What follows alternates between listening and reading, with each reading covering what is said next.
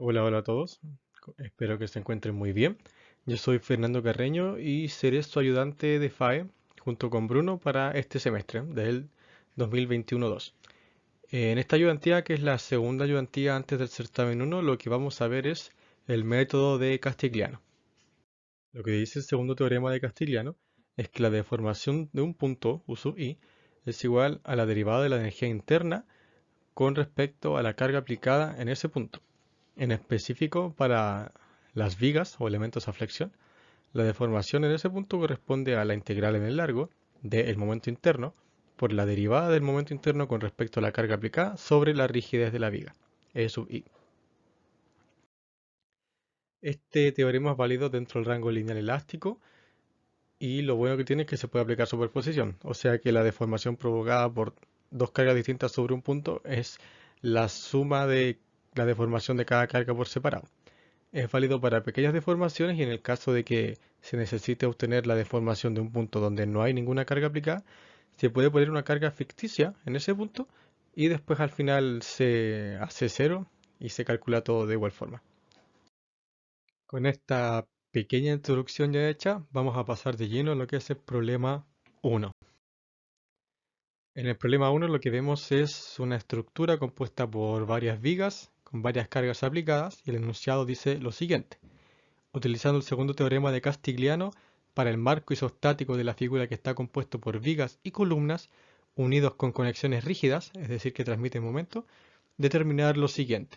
La deformación horizontal en el punto B, es decir, acá, y la deformación vertical en el punto D, acá. Nótese que aquí no hay ninguna carga. Considerar solo deformación por flexión y propiedades EI para todos los elementos, o sea, la rigidez. Entonces, lo que vamos a hacer para resolver el problema es primero aplicar una carga ficticia en D para después poder obtener la deflexión que hay en este punto. Para eso necesitamos que haya una carga actuando en este punto, aunque sea ficticia. Después le pondremos valor 0 y será como que nunca existió. Renombrar la carga en B, es decir, la carga que está acá. ¿Por qué? Porque resulta que tenemos originalmente tres cargas P. Esta de acá, esta y esta. Si tenemos esas tres cargas P, al momento de obtener los momentos internos, se van a terminar agrupando esos tres términos de P, van a terminar como uno solo. Y resulta que después yo tengo que derivar con respecto a P, y voy a estar derivando las tres cargas al mismo tiempo. Resulta que para obtener el movimiento de los puntos, el desplazamiento, tengo que derivar con respecto a la carga que se está aplicando específicamente en ese punto. Yo estaría yo estaría mezclando las tres cargas. Por lo tanto, lo que vamos a hacer es bautizar esta carga como P1, P sub 1, y cuando calculemos los momentos internos, vamos a derivar con respecto a P sub 1. De esta forma tenemos una diferenciación y no se nos mezcla esta carga con las demás existentes que tengan el mismo nombre. Y finalmente aplicar estática para poder obtener las reacciones de los dos apoyos. Entonces tenemos las reacciones, para eso hacemos fuerzas, sumatoria de fuerza, en la horizontal, en la vertical, y tenemos también sumatoria de momento, ahí, de momento.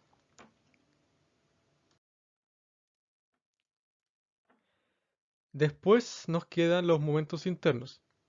Fíjense que tenemos 6 ecuaciones de momento interno, porque teníamos 6 tramos en nuestro marco. Estas ecuaciones las tienen que tener ustedes siempre buenas, verifíquenlas una y otra vez, porque esto da lugar a Castigliano. Básicamente con esto ustedes tienen Castigliano. Así que ojo y nunca se equivoquen en los momentos internos. FAE es mucha estática, como que el 50 o 60% del ramo es estática.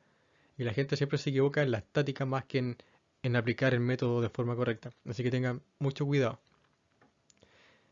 Para calcular los momentos, yo lo que hago es dejar el X fijo. Por ejemplo, acá en el punto 1, yo defino mi X desde acá y hago el corte. Ahí obtengo la primera ecuación de momento interno. Después para el punto 2, corto acá Ahí tengo la segunda ecuación de momento interno y el X lo pongo en este punto. Y el X no se mueve desde acá para los tramos 2, 3 y 4, siempre es el mismo.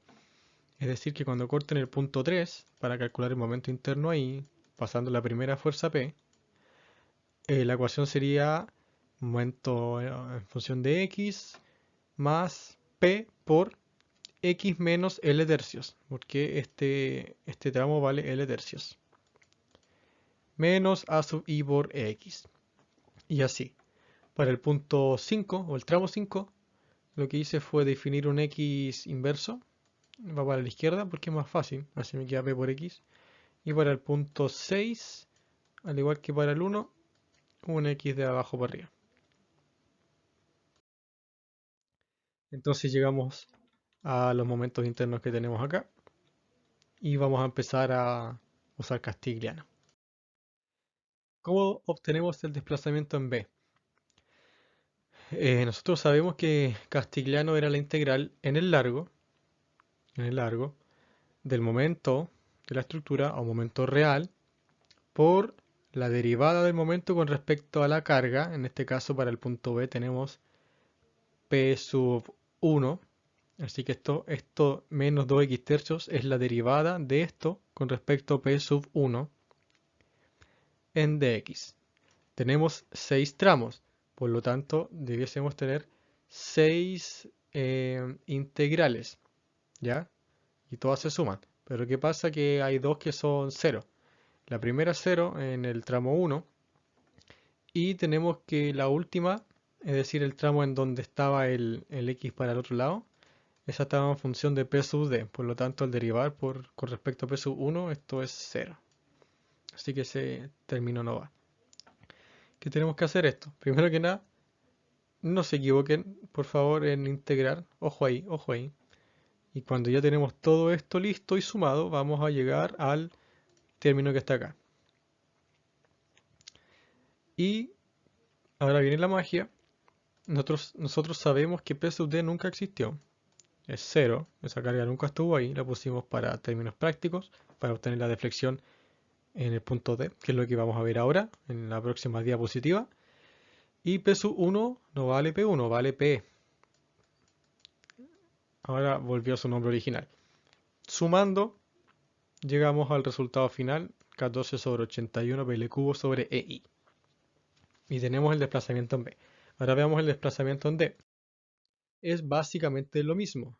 Casi exactamente lo mismo. Los momentos internos de estos puntos no varían, porque estos son los momentos del marco. Lo único que varía es la derivada. Pero acá se da la casualidad de que esta suma tiene siempre el mismo coeficiente, menos 2x tercios. Por lo tanto, si yo derivo esto por P1 o por PB, da siempre el mismo valor, menos 2x tercios. Por eso es que se repite y es básicamente lo mismo que antes. El único término que varió es este.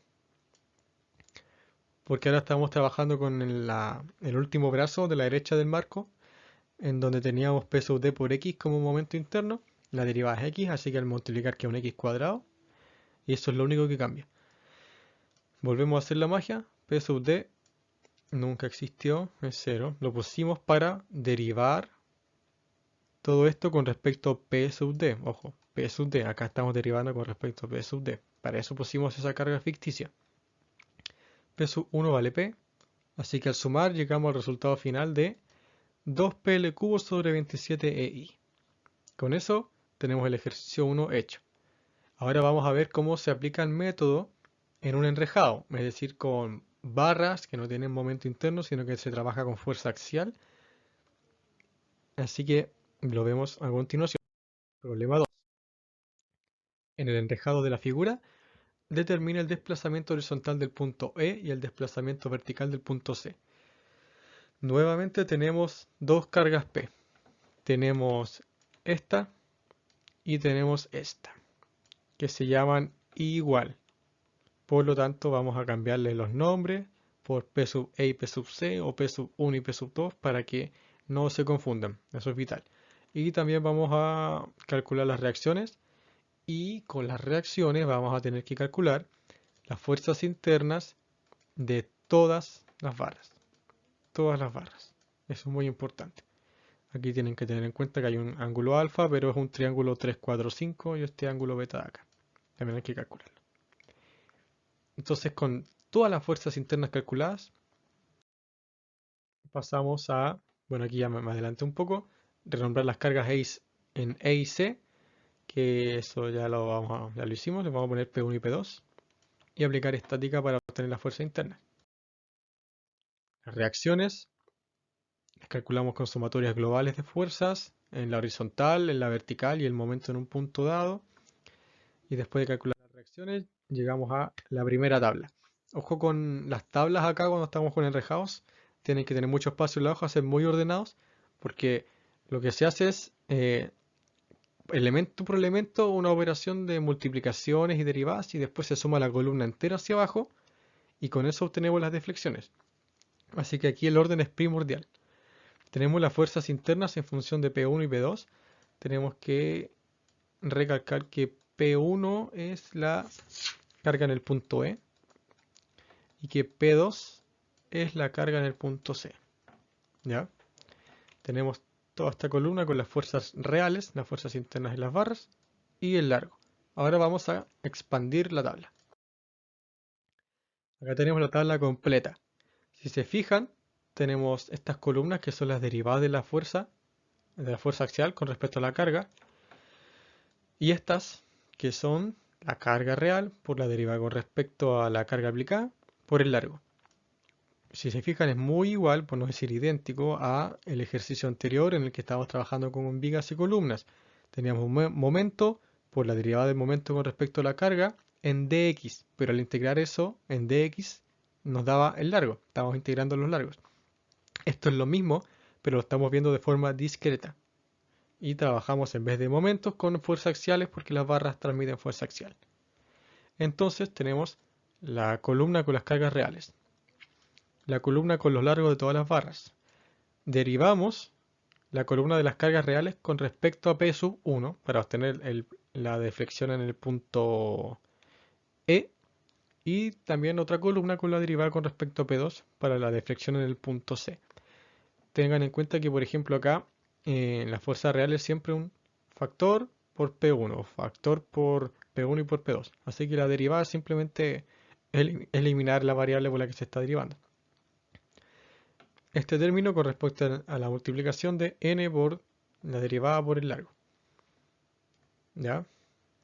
Y ahora el movimiento, o sea, el desplazamiento del punto E, que es donde está P1, corresponde a la sumatoria de toda esta columna y la sumatoria de toda esta columna es para el punto C, como se ve a continuación.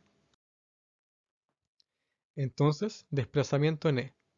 Tenemos 1 sobre EA, esto es la rigidez, 1 sobre la rigidez, por la sumatoria de N por la derivada con respecto a la carga por L. Esto es lo mismo que lo que estamos viendo para las vigas. Al resolver esto, o sea, sumar básicamente toda la columna, nos queda esta expresión. Y nosotros sabemos que P1 vale P en realidad y P2 vale P. Reemplazando se puede agrupar y llegamos al resultado de el desplazamiento del punto E. Positivo, o sea, en la dirección de la carga aplicada. Las unidades tenemos E, el módulo de elasticidad tiene unidades de esfuerzo, por área nos queda fuerza abajo y tenemos fuerza arriba, así que se va. Y el largo es lo único que queda, largo, metros, y estamos viendo desplazamiento, así que está correcto. Hacemos lo mismo para el siguiente punto, punto C. En este caso queda un término mucho más compacto. Hacemos la misma magia, P sub 1 vale P y P sub 2 vale P, reemplazamos eso. Y entonces llegamos al resultado final, 221 PL sobre 18 EA. Con esto hemos terminado la ayudantía. Espero que les haya quedado claro. Véanlo las veces que sea necesario, apréndanselo bien.